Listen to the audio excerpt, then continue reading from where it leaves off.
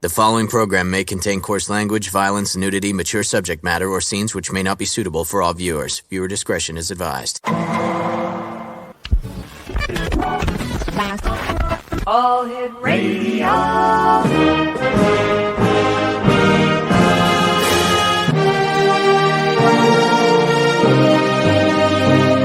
Welcome to the X Zone, a place where fact is fiction and fiction is reality. Now, here's your host, Rob McConnell. And welcome back, everyone. This is the final hour of tonight's show here in the X Zone with yours truly, Rob McConnell. And we're coming to you from our broadcast center and studios in St. Catharines. Jeez, we move around so much, it's hard to keep track. St. Catharines, Ontario, Canada. If you'd like to send me an email, xzone@xzoneradiotv.com, on all social media sites, Xzone Radio TV. And we come to you Monday through Friday from 10 p.m. Eastern until 2 a.m. Eastern. And there's something always going on here tonight in the X Zone. In fact, every night. My next guest, X Zone Nation, is Michael SEARS, and he's joining us from Burns, Tennessee. And Michael, welcome to the X Zone. Hi, thank you for having me on the show. Hey, Mike, tell us a little bit about yourself. I live just outside Nashville, Tennessee. I'm married. I'm self-employed, and prior military. Used to serve in the United States Air Force. I was a police officer in the Air Force, and I've lived in Tennessee now since 2005. Well, thank you for your service. Thank you. How did you get involved in the paranormal? You're a paranormal investigator, paranormal researcher. How did all this come about? Well, it started early in my life. When I was age 5, I saw my first ghost. My parents, we lived in Western New York in the Finger Lakes area. And I saw a little girl in Victorian clothes in the middle of the night in my bedroom, and ran down to tell my parents that I had just seen a ghost. And my parents were not big believers at the time, and thought I had an active imagination. And throughout life, I had other encounters with ghosts. But then 1994 is where I had my life changes experiences with the paranormal. And that inspired me to seek more answers and research on it. What happened in 1994? 94, I had 2 major experiences. First one was my dad. My dad was battling cancer. And I'm sorry to hear that. And he passed away twice. The first time he passed away, he was in a coma for about a week. We had him at home with hospice care, and the hospice came in every other day. My mom and I would fill in for the days that they weren't there, and they were off that night. And they said that my dad's health at that time, it looked like he was probably going to pass away that evening, and asked if they wanted us for them to stay. And my mom says, no, we can handle it. If we need you, we'll give you a call. Well, my mom watched him. I went to bed, and about 3:00 in the morning, she said he took his last breath, and she was at his side of his bed for about a half hour grieving. And she decided to go and tell me that he had passed away. And before she could leave the room, he sat up out of the bed and said, "Where are you going? I need to talk to you." And he goes, "I begged them to allow me to come back and talk to you and Mike and let you two know that I'll be okay on the other side." And so she went and sat down next to him, and they talked for several hours. He talked to past relatives that had passed away. His first wife, who had passed away in the early 1960s from cancer, she was Japanese. He had met her in his time of service when he was stationed in Japan. And he spoke fluent Japanese and interpreted back and forth to my mom and to his first wife, who my mom says she couldn't see her. But she could feel like there was like this energy presence in the room. And by that time, it was almost 7:00 in the morning. And she's like, "I need to go wake up Mike and let him know what's going on." And he's like, "Well, I like to freshen up first. I want to take a shower." And he got out of the bed and took a shower on his own, which was, a shocker. So she comes and wakes me up and tells me that my dad wants to talk to me, which shocked me because he hadn't spoken for about a week. And for that whole month up to it, he was very, very weak. He had to be hand fed and all that. And so when I went to go check on him, he wasn't in the hospice bed that we had in our living room. And I said, "Where'd he go?" And she's like, "He's in his own bed." And I was in shock. And so I go in there and I see him, and he had all the color back in his face. He looked healthy. And he says, "Hey, I just want to make sure you're okay. And I don't want you to worry about me. And just to let you know that everything will be fine after I go." And so we talked for a bit. And some of the things he's like, "Do you have any questions?" And I'm like, "Well, I don't know what to ask." And I was like in shock. And I jokingly said, "Well, it'd been nice if you had taught me how to use your tools and stuff like that." My dad was very protective of his tools and all that. So we got talking. And one of the things that blew me away was I said, "Well, you've had it rough. You've been battling cancer for about 10 years. And he's like, "Well, I haven't had it rough." And I said, "Well, who's had it rougher than you?" And he goes, "Jesus has had it rough." And I about fell off his bed because my dad was not a churchgoer. If I heard the name Jesus from him, it was because he was cussing. So that shocked me. And so when he goes, "Well, I guess I'm done. I'm ready to go back." And my mom goes, "Well, I don't know how this works. Maybe you have to go back to sleep." So we said our goodbyes and he went to sleep, and we went out in the living room and she told me all that had happened that night. And it was about 11 o'clock in the morning. We hear him yelling out, going, "Hello, hello." And we go to check on him, and he's like all shocked that we're greeting him. He's like, "What are you guys doing here?" And we're like, "We live here." And he's like, "You mean they didn't come and get me?" And my mom's like, "I'm not sure what that's all about. I'm not sure." And she goes, "Maybe they're giving you a free pass for the day or something." And so he's like, "Well, I'm starved." And so she's like, "Well, what would you like? Some soup? You want a smoothie?" This guy was on a liquid diet for almost a month. And he's like, "No, I want some real food." He's like, "Mike, run down to the store and get some food." So I went and got what would be his favorite dishes if it was his last supper type of deal. And when I went to the grocery store, they had fresh live crawfish. And so I grabbed that, some corn on the cob, a steak, and even some beer in case he wanted that. And I got back home, and surprisingly, he's walking around the house. He helped me cook the meal.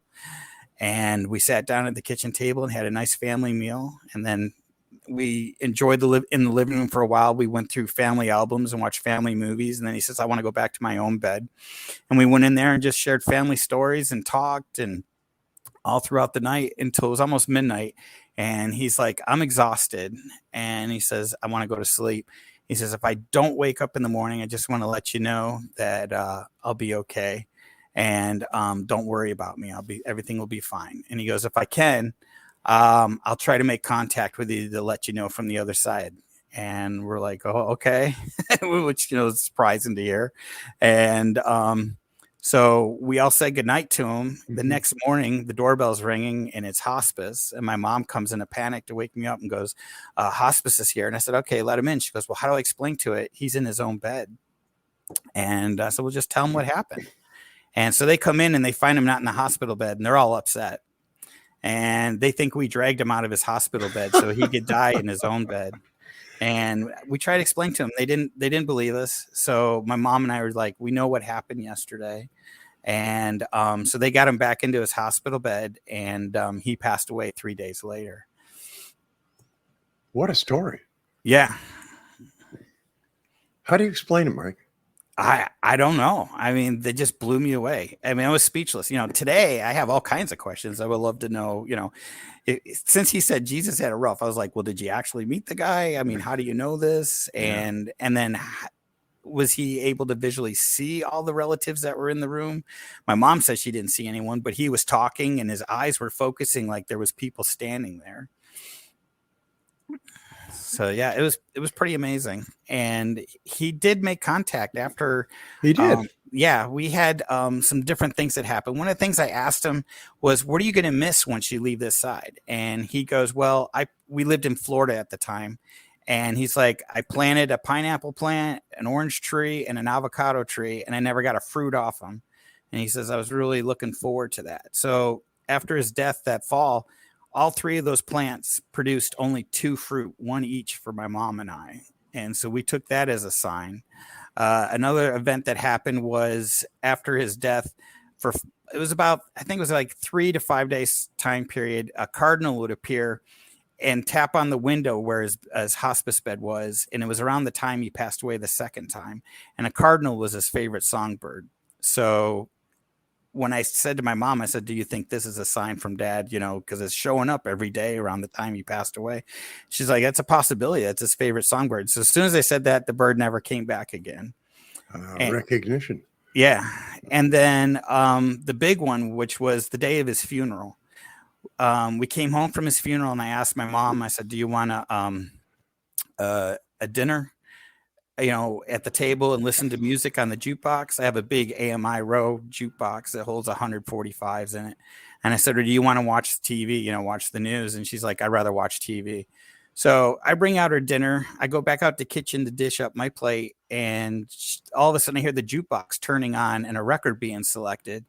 And I thought she had decided to listen to music, and the music starts blaring and she's yelling at me. She's like, hey, you know, I thought we weren't using the jukebox. And I said, oh, I thought that was you. So I come out and I go to turn it off. And the moment I go, hey, listen to the song. And it was the song Garth Brooks, If Tomorrow Never Comes. Right. And I go to the back of the jukebox to turn the off switch. And I look down to the floor and the cord's unplugged from the outlet laying on the ground. And I pick it up and I hold it and I show it to her. I said, hey, here's the plug. And she's like, no way. And I said, yeah, how is this possible? How is this playing the record? How is it all lit up? And she's like, it's got to be a message from Dad. Because she goes, listen to the words of the song. And then just then the record starts slowing down and the lights dimmed out and the jukebox finally just turned off. Wow. Yeah. You and I have to take a break right now, Okay. Mike. Exonation, Michael Spears is my special guest, vsparanormal.com, and we'll both be back after this very brief message. Man, welcome back, everyone. Mike Sears is our special guest. His website is vsparanormal.com. Mike, since that jukebox event, has your dad been around?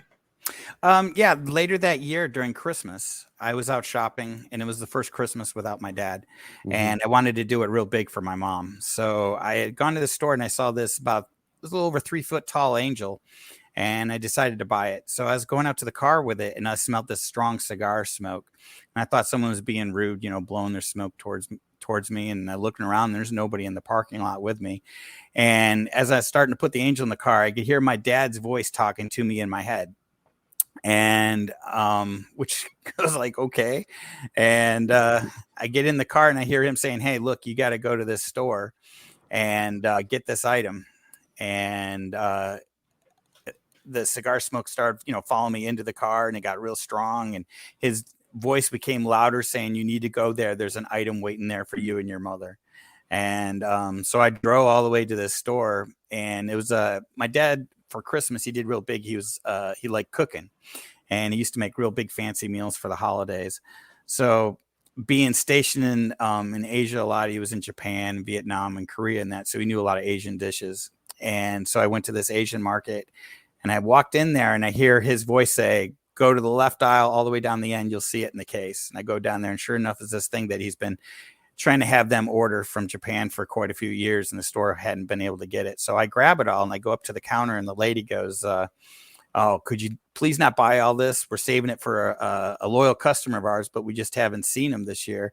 And we're hoping you come in to get it. We finally got what he's been requesting." And so I said, "Can you describe him?" And she described my dad to the T. So I pulled out his photo out of my wallet and showed it to her. And she goes, "Yeah, that's the guy." And I said, "Well, I'm his son. He had passed away." And she goes, "Well, I guess it's meant to be for you to have it." And I didn't tell her how I got there to get it because I figured it would spook her. And so I buy it and I go out the door and I hear his voice in my head say, "Tell your mom Merry Christmas, you know, from me." And drove straight home and had my mom sit down and place the angel in front of her and said, "This is your early Christmas gift." And I said, "Now I'm going to tell you how I got your next gift." And I explained that to her. And of course, you know, she broke down crying and was all excited to, you know, that we got this specialty item for my dad. Wow. So what is VS Paranormal? It stands for Volunteer State for Tennessee's Volunteer State. Mm-hmm. And I started the team back in 2009. Fellow other people that were interested in learning about paranormal, why it happens, and researching like Afterlife. And I had joined a team in 2006 and learned from them. And I just didn't like where the direction it was going. And I got into it because when I moved to Tennessee in 2005, I had started watching some of the paranormal shows, and I had seen them going in and investigating these people's homes. And a lot of it, I didn't see them finding answers. I saw more of it just they're going in there to have, an experience. And I said, these poor people still don't know what's going on or why it's happening.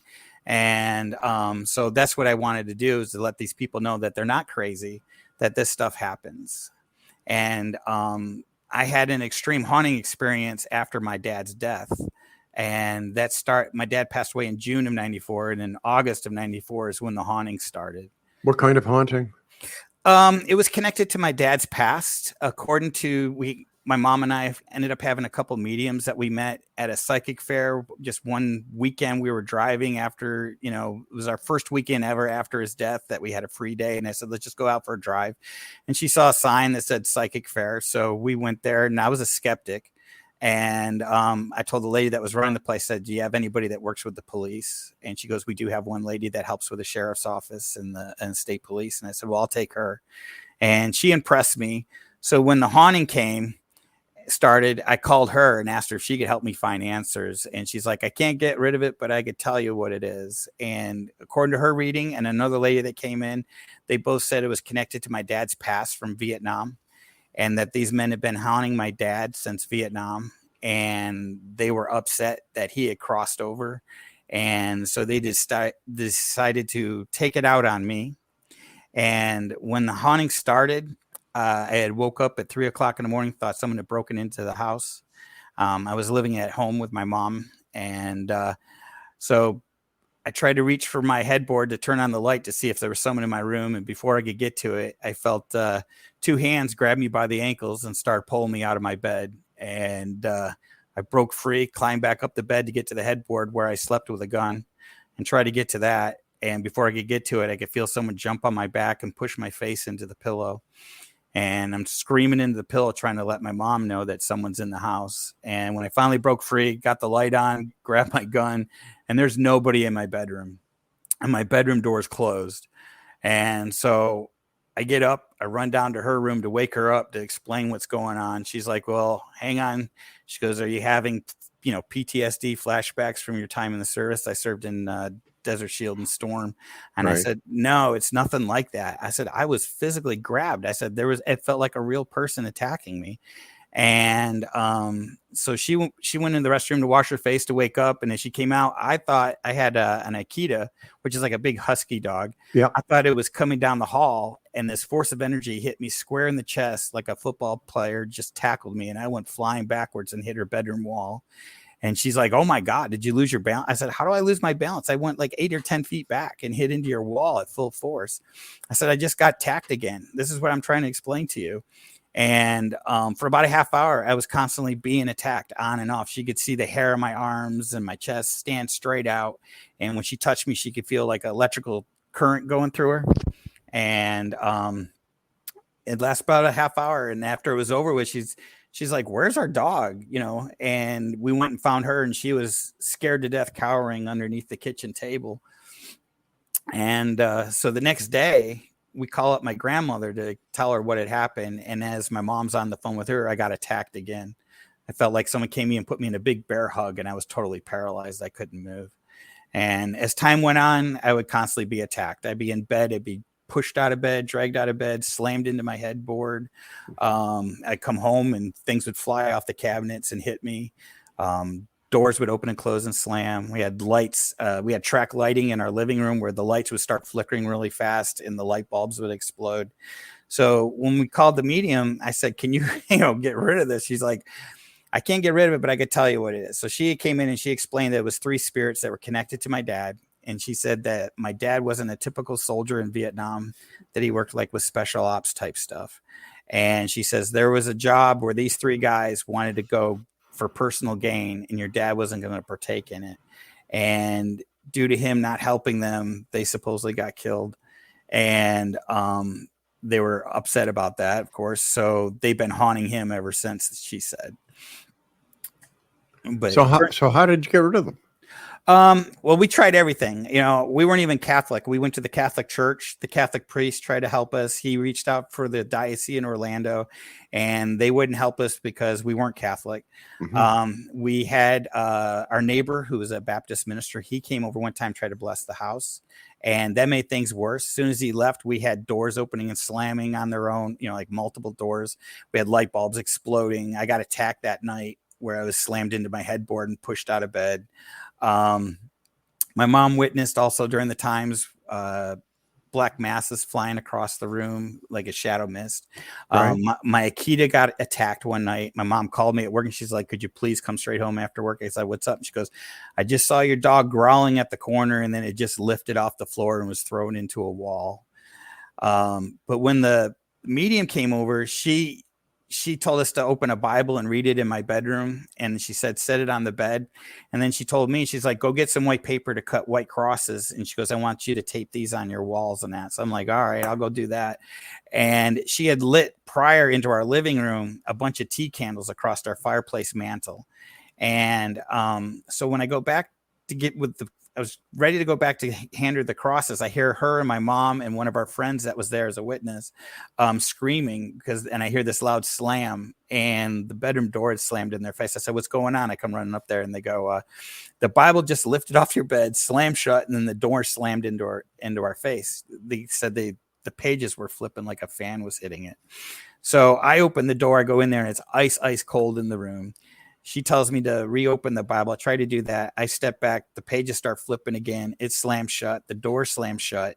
She's like, that's it. I'm out here. I can't help you. She goes, you need, some type of clergy to help you. And then she walked out in the living room. She had lit this big 6-inch candle, which was totally melted across our coffee table.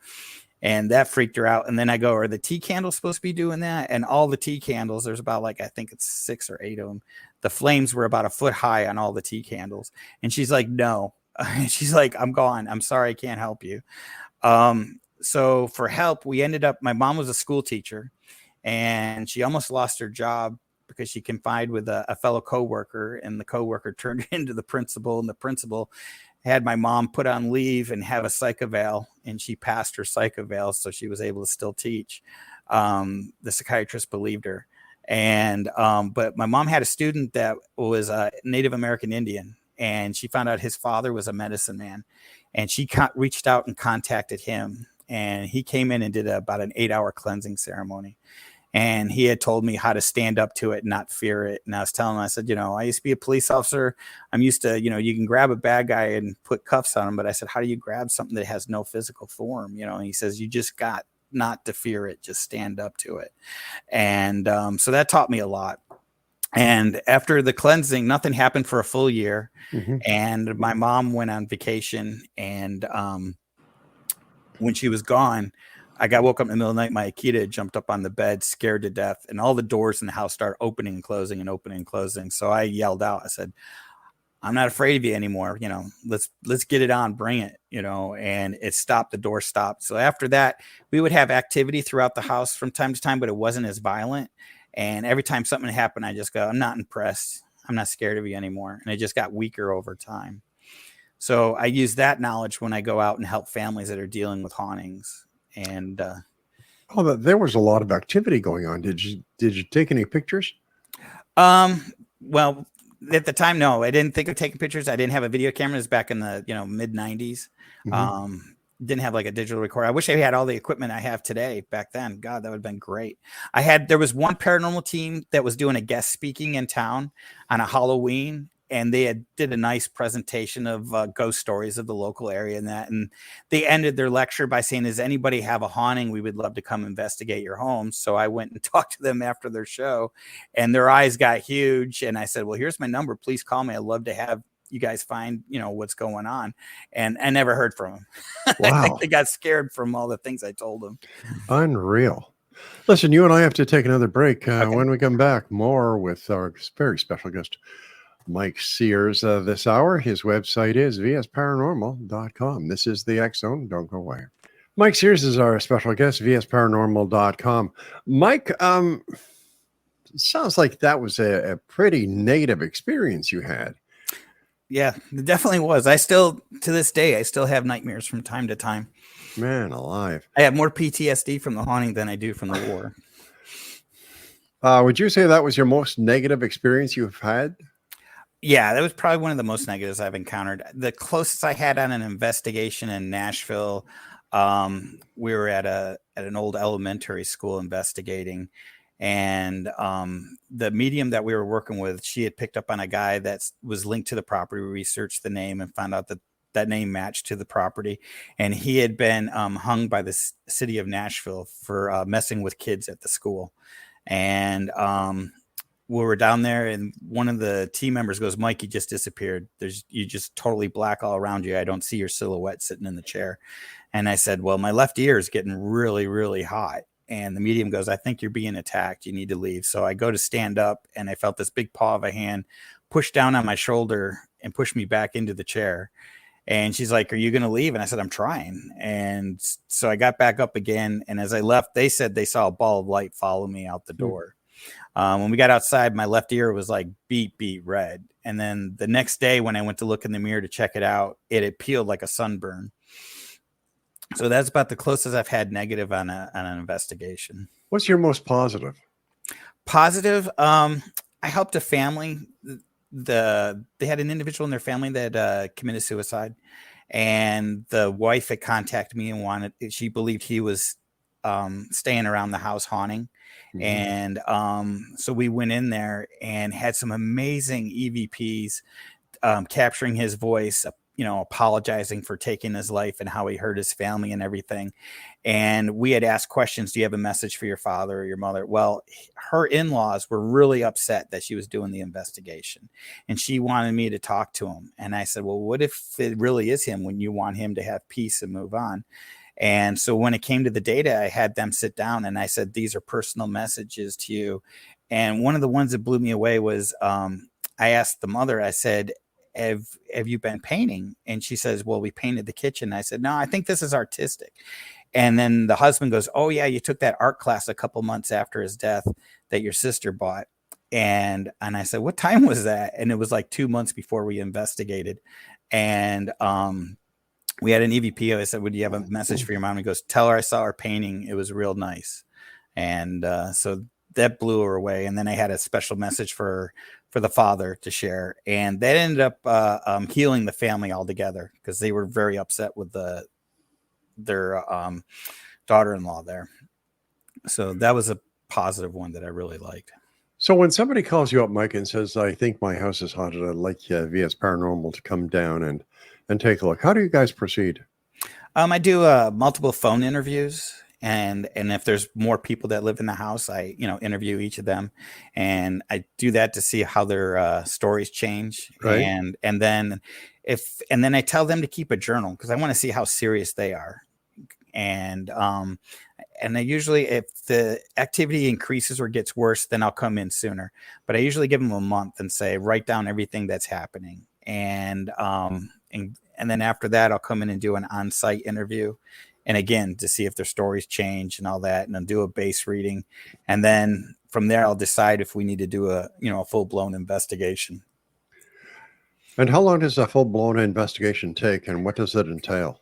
It takes several months. We try to go back at least 2 or 3 times. Usually we can find an answer in that amount of time, but I've had cases that have taken over a year. Trying to find answers for someone. And I tell them, I said, it's not like you see on TV where they come in, knock on the door, they do the overnight investigation, and the next day you see them giving answers to the people and they move on. And I always ask them, what do you want from us? Do you want to find out what it is? There's no guarantee for a removal. Sometimes they come back. What kind of equipment do you use, Mike? We use the typical stuff, a lot of stuff you see on TV, EMF meters, digital voice recorders. To me is like the biggest piece of equipment that we like using because we have those intelligent audio responses to the questions. And so we try to use that. We also use motion lights where we've had that with amazing communication where we can say, turn the light on the left here. We'll point to the light. This is yes and this is no. And they'll answer the questions that way. We've had some pretty good success with that.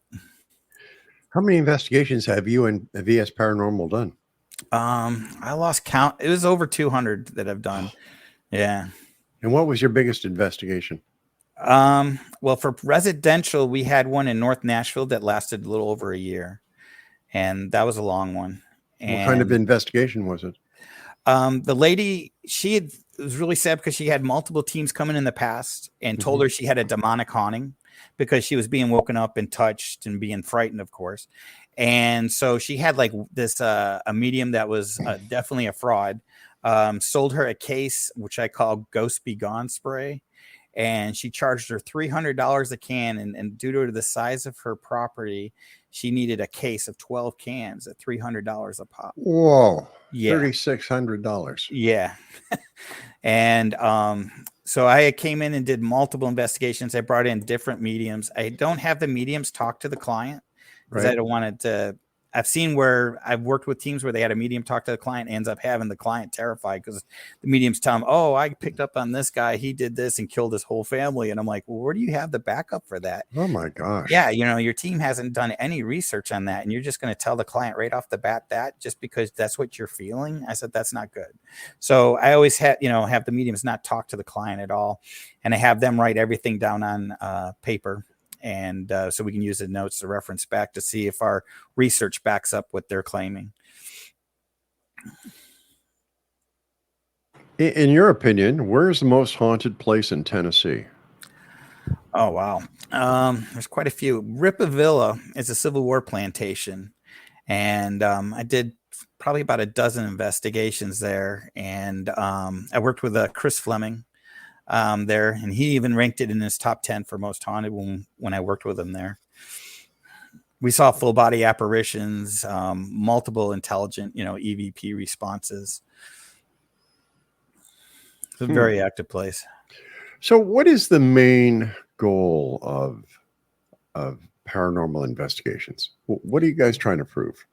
Well, to me, just to prove to the people that they're not crazy, that the stuff is out there, that it does happen, and it's not always an active imagination, which puts people more at ease, because a lot of them, because their family's saying, "Oh, you're just crazy. It's just your active imagination, or you're under a lot of stress." I doubt it. It's your brother or your sister or your mother or whatever, making contact. I'm like, how do you know that?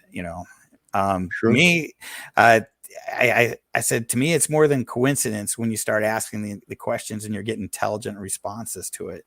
And then we had like the client, sometimes we have them hold up photographs of their family members, and all we do is just say, hold this photo up. And then we'll go, can you tell us who this is? We're asking the spirit. And we've had, clear as day EVPs going, that's me, stating the name.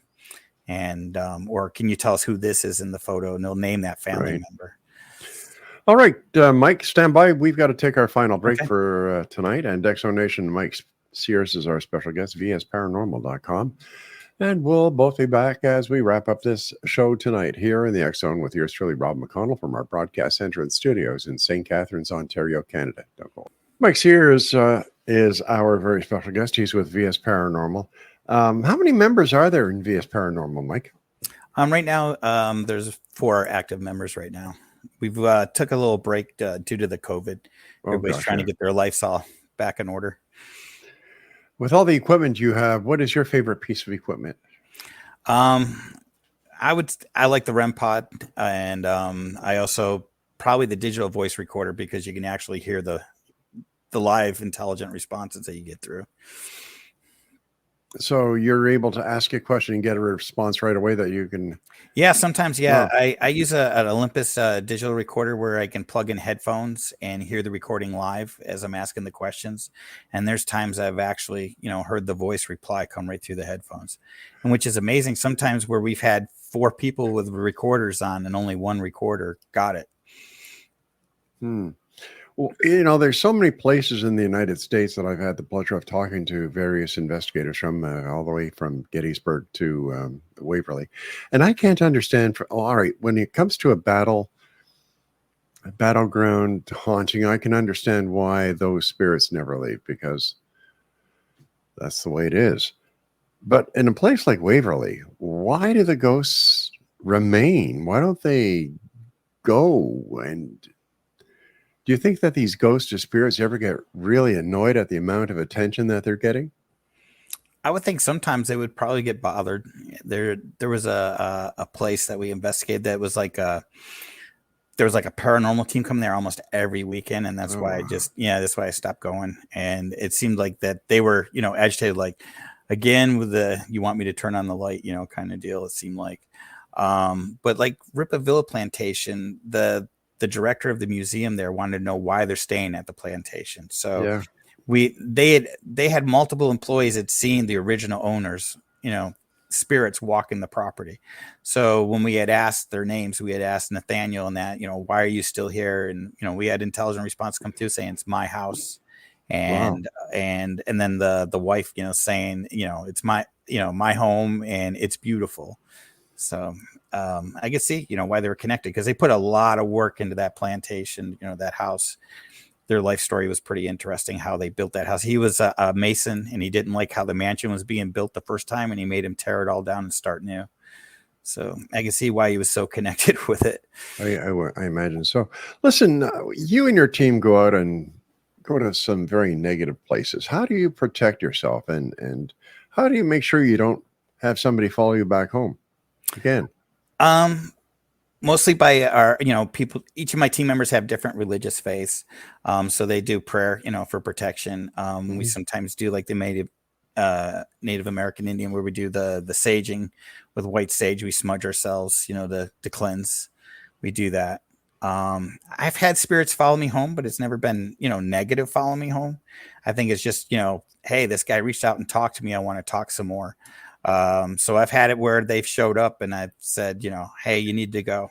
I haven't reviewed your recordings yet, or you're talking. So, but I'll get back with you. Mike, what are your final words for the X Zone Nation? What would you like them to know about investigating the paranormal, and do they need to be afraid of the paranormal? I don't think you got to be afraid of it, but you got to be cautious. It does have its negative side. You just got to be careful. See, I would just say, just be, on guard. You never know what you're going to expect. I've rarely ever encountered anything negative. I could probably count on both hands on all the investigations I've done where I've been pushed or I've seen someone attacked. I've seen other teams where I went to go help them and did not like the way they were because they were provoking. And they wonder why they got scratched or they got pushed into a wall. And I'm like, well, what do you expect? You were saying nasty things, calling them a coward and all that. So I said, came back and bit you. And where can our listeners find out more about you and the work that you do?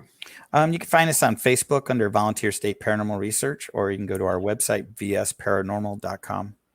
Mike, I want to thank you very much for joining us tonight. Continued success, and I look forward to speaking to you again in the future. Thank you. Thank you for Have a nice evening, sir. You too. Bye-bye. And that's it for tonight, X Zone Nation. I will be back tomorrow at 10 o'clock as once again we cross the time-space continuum to this place that I call the X Zone. It's a place where people dare to believe and dare to be heard. It's a place where fact is fiction and fiction is reality. But there's one thing you can't deny. The people that we've had on the show tonight, they have had an experience that has changed their life. Not one experience, but many experiences.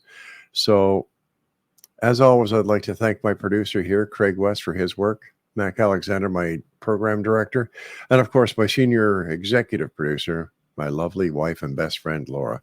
So until tomorrow night, my friends, take care of each other. We are each other's brothers and sisters, and always keep your eyes to the sky and your heart to the light. Good night, everyone.